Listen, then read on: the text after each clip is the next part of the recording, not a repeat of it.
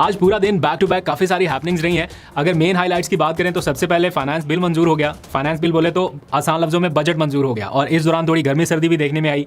Opposition leader ने एक तकरीर की जवाब में स्पीकर कौमी असम्बली की जानिब से थोड़ा रिएक्शन दिया गया, तो तल्ख जुमलों का तबादला रहा दोनों जानिब से। इसके बारे में थोड़ी डिटेल बताते हैं।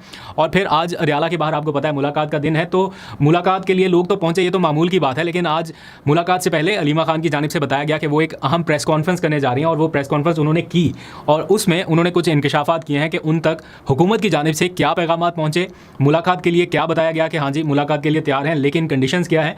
और उसके ऊपर जाने से पहले उन्होंने आज इस प्रेस कॉन्फ्रेंस में अपनी कुछ कंडीशंस रख दी हैं। मामला मुआहदे और गारंटर को बीच में डालने तक पहुंच चुका है। कौन हो सकता है गारंटर, किस किस्म का मुआहदा चाहते हैं, ये सारी डिटेल्स आपके सामने रखते हैं। और फिर कुछ डिप्लोमेटिक एंगेजमेंट भी जारी हैं। ईरानी वफूद वक्फे से पाकिस्तान पहुँच रहे हैं। पहले उनके वज़ीर ख़ारजा अब्बास अराग़ची पहुँचे अलग त्यारे में, उसके कुछ देर के बाद ईरानी प्रेसिडेंट मसूद पेज़ेश्कियान वो अलग त्यारे में पहुँचे।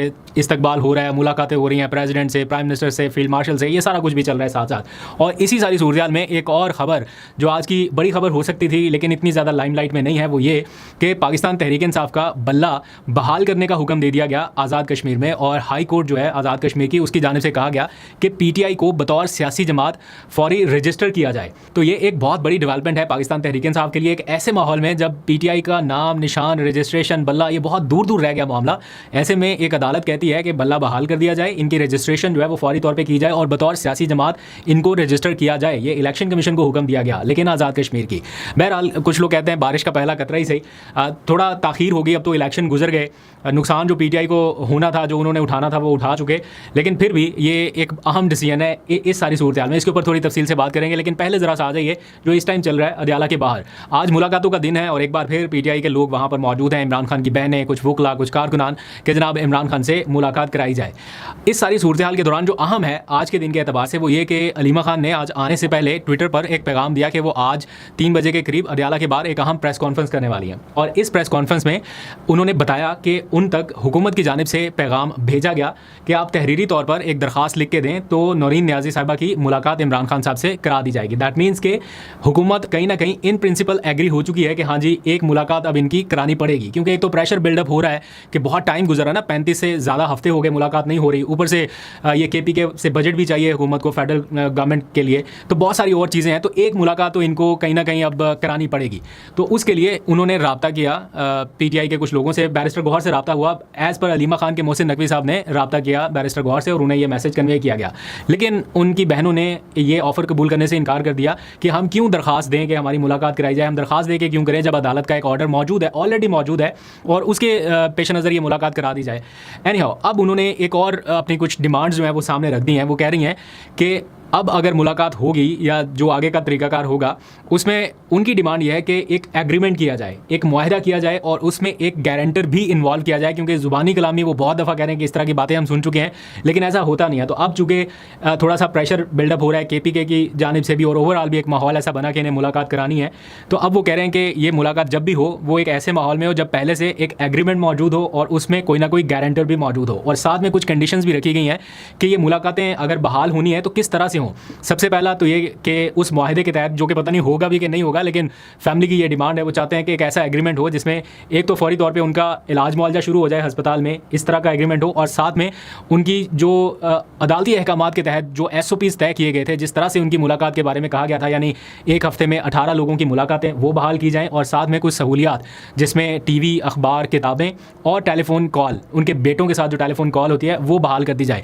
अब ये TV, अखबार और किताबें ये कितनी की बड़ी लग्जरी है जो वो एग्रीमेंट में डलवाना चाहते हैं कि ये सहूलतें उन्हें दी जाएं। थोड़ी देर पहले मेरे पास अखबार पड़ा हुआ था और मैं उसको शायद पढ़ भी नहीं रहा था कि बिल्कुल साइड पे ही रख दिया, लेकिन जब ये मैंने ये खबर पढ़ी या उनका जो मैंने बयान सुना तो मुझे रियलाइज़ हुआ कि ये अखबार का टुकड़ा भी किसी के लिए कितनी बड़ी एक वो सहूलत बन सकता है या किसी के लिए कितना बड़ा आसरा बन सकता है तन्हाई में कि जनाब अखबार उन तक पहुँचे सो वो अपना टाइम गुजार सकें किसी तरह से। तो अगर किसी के पास ये अखबार भी नहीं है, टेलीविज़न भी नहीं है, फ़ोन भी नहीं है, इन दिनों में, इन हालात में जब सारा कुछ फ़ोन के ऊपर चल रहा है और कोई मुलाकातें भी नहीं है, तो बहुत ही मुश्किल सिचुएशन हो सकती है। ज़रा सा बंदा इमेजिन करके देखे कि कोई किस कंडीशन में लाइफ गुजार रहा होगा, तो वाकई ये मुश्किल सूरत हाल। और फैमिली बजा है ये कहने में कि उन्हें ये बेसिक फैसिलिटीज़ जो है वो दी जाए। ये नहीं कह रहे कि उनको रिहा कर दिया जाए उनको जेल से निकालें तब जाके बातचीत होगी। सिर्फ इतना चाहते हैं कि उनकी बेसिक जो इलाज मुआवजे की फैसिलिटीज़ हैं वो दे दी जाएँ, और अदालती अहकामात के तहत जो उनकी बेसिक फैसिलिटीज़ उनको दी गई थी वो बहाल कर दी जाए। दैट्स इट, और कुछ नहीं। ना एयर कंडीशन मांग रहे हैं, ना खाने पीने की लग्जरी मांग रहे हैं, ना कोई और फैसिलिटी। तो अब देखते हैं कि आगे इसके बारे में कोई पेशरफ्त होती है, हुकूमत को लचक का मुजाहरा करती है या नहीं करती। ऑल्दो के कुछ माहौल बातचीत के हवाले से हमने देखा है पिछले कुछ घंटों में, कुछ दिनों में। अब बजट कंक्लूड हो रहा है, बजट ख़त्म हो जाएगा, इसके बाद क्या होगा ये देखना बड़ा दिलचस्प रहेगा। अच्छा, अब आ जाइए एक और आज की बड़ी पेशरफ्त जो हुई है वो पीटीआई का बैट साइन यानी बल्ले का निशान बहाल करने के हवाले से आज़ाद कश्मीर हाई कोर्ट का एक हुक्मनामा। सरदार अब्दुल कयूम नियाज़ी हैं पीटीआई कश्मीर के रहनुमा, उन्होंने एक पिटीशन दायर की थी कि जनाब हमसे हमारी रजिस्ट्रेशन ख़त्म कर दी गई, इलेक्शन से ज़रा सा पहले हमसे बल्ले का निशान वापस ले लिया गया। अब अदालत ने जाके एक हुक्मनामा जारी किया और उन्होंने कहा कि पीटीआई को बतौर सियासी जमात कश्मीर में फौरी रजिस्टर किया जाए। अगर कहीं से आगाज़ भी हो गया पीटीआई की सियासी जमात, रजिस्ट्रेशन बहाल होना, उनका बल्ले का निशान, यानी आगे के कोई भी इलेक्शन होंगे तो वो कम अज़ कम कश्मीर में बल्ले के निशान पे लड़ सकेंगे, और उसका कहीं ना कहीं असर जो है वो एक नैरेटिव के तौर पे या बातचीत के तौर पे, अपना एक पॉइंट ऑफ व्यू रखने के तौर पे यहाँ एक अदालती ऑर्डर की नज़ीर जो है वो यहाँ पे भी दी जा सकेगी। तो पीटीआई इसको एक बड़ा रिलीफ मान रही है या एक बड़ा डिसीजन समझ रही है।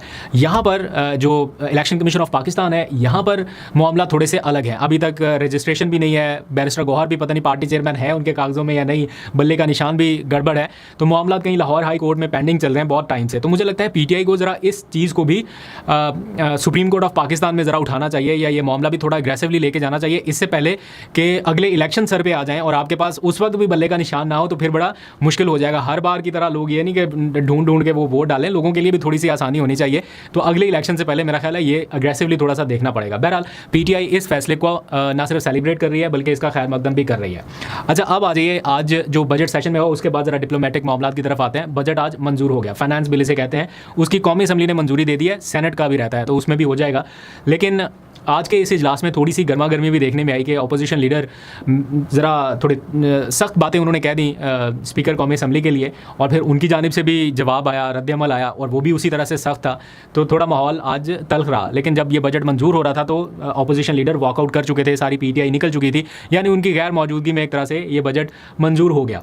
अब जो पिछले चंद घंटों में बातें हुई हैं, एक माहौल अच्छा करने की कोशिश हुई है, मुलाकातें हो रही थी, हैंड शेक हो रहे थे, ये सारा कुछ क्या वो अभी अपनी जगह पर बरकरार है या नहीं? क्योंकि स्पीकर नेशनल असम्बली का उसमें बड़ा क्रूशल किरदार है। अपोजिशन लीडर से मुलाकातें करना है या दोनों को बिठाना है, कुछ भी करना है, तो स्पीकर नेशनल असम्बली उसमें अपना ऑफिस भी इस्तेमाल करते हैं और ख़ुद भी वो बैठते हैं। अब देखते हैं कि आगे कुछ दिनों के बाद क्या स्टोरी डेवलप होती है। मीनवाइल जिस चीज़ का इंतज़ार किया जा रहा है या जो भी चल रही हैं चीज़ें कि ये कंक्लूड हो जाएँ तो फिर पीटीआई की तरफ आएंगे, वो है ये जो हमारे डिप्लोमेटिक मामला चल रहे हैं। आज भी पूरा दिन हम देखते रहे कि ईरानी वफूद जो हैं वो वक्फे से पाकिस्तान पहुंचते रहे। बड़े हाई पावर्ड डेलीगेशन जो है वो यहाँ पर आ रहे हैं, जिनमें अब्बास अराक़ची, उनके जो वज़ीर ख़ारजा हैं वो अलग त्यारे पे आए, फिर प्रेसिडेंट मसूद पज़ेश्कियान वो अलग त्यारे पे आए, उन्होंने फील्ड मार्शल से अलग मुलाकात की, प्रेसिडेंट आसिफ ज़रदारी के पास अलग गए, फिर वज़ीर आज़म से उनकी अलग मुलाकातें हैं। तो ऐसा लग रहा है कि ये जो अब मुलाकातें शुरू हुई हैं, एक तो तकनीकी मुज़ाकरात चल ही रहे हैं, लेकिन अब बारी है कुछ पाकिस्तान की चीज़ों को भी इसमें डालने की, ख़ासतौर पर कुछ इकनॉमिक बेनिफिट्स जो पाकिस्तान को मिल सकते हैं उनके हवाले से। आज मैं रॉयटर्स की खबर देख रहा था, उन्होंने भी ये बताया कि पाकिस्तान को इकनॉमिक बेनिफिट्स इससे हो सकते हैं और बहुत जल्द इसकी चीज़ें सामने आ जाएंगी। लेकिन ये देखना है कि क्या पाकिस्तान अपने अंदरूनी जो उनके मुआशी मसाइल हैं उनको काउंटर करने में कामयाब हो सकता है इन मुआशी फ़वाइद से या नहीं। अब कौन से बेनिफिट्स हो सकते हैं? फॉर एग्जांपल, एक तो तेल की फ़रोख्त की इजाज़त मिल गई ना ईरान को, तो पाकिस्तान हमसाया मुल्क है, अभी तक तो आपको पता है वो नीले नीले डब्बों में वो गाड़ियों में पेट्रोल या डीजल कहीं कहीं आता था। लेकिन अब अगर पाइपलाइन के थ्रू प्रॉपर हमें ईरान से ऑयल मिल सकता है, ऑल्दो के कुछ लोग कहते हैं उनका पेट्रोल इतना अच्छा क्वालिटी का नहीं है, बट फिर भी रिफाइन किया जा सकता है। तो अगर हमसाया मुल्क से पाइपलाइन के थ्रू हमें पेट्रोल मिल जाए तो मेरा ख्याल है हम आसानी से, अगर गवर्नमेंट चाहे, अगर गवर्नमेंट की ये ख्वाहिश और विल हो, तो मेरा ख्याल है 150 से नीचे पर लीटर पेट्रोल जो है वो पाकिस्तानियों को मिल सकता है। और दूसरा जो गैस पाइपलाइन मनसूबा है, जो कि इतने टाइम से हम शुरू किया था, उसके बाद सैंक्शंस लगी, पाबंदियाँ लगी ईरान के ऊपर, तो वो मनसूबा पाकिस्तान को हॉल्ट करना पड़ा, रोकना पड़ा। तो क्या वो मनसूबा अगर शुरू हो तो पाकिस्तान को बेनिफिट हो सकता है, गैस पाइपलाइन मनसूबा। तो आपको पता है दो बड़ी बड़ी LNG या गैस की सप्लाई पाइपलाइंस हैं, कतर और दूसरी यहाँ पर ईरान में है। तो अगर ईरान से हमें पेट्रोल भी मिल जाए और गैस पाइपलाइन भी कंप्लीट हो जाए तो पाकिस्तान को इससे ज़्यादा और बेनिफिट क्या हो सकता है? तो अगर हम इतना सालसी करा रहे हैं, इतना कुछ करा रहे हैं, तो हमें फ़ायदा तो चाहिए, होना भी चाहिए। अब देखते हैं कि हम इसको कैसे कन्वर्ट कर पाते हैं। तो ये सारी इस टाइम की आज की पूरी टाइमलाइन है। आपको फर्दर भी अपडेट करेंगे अपना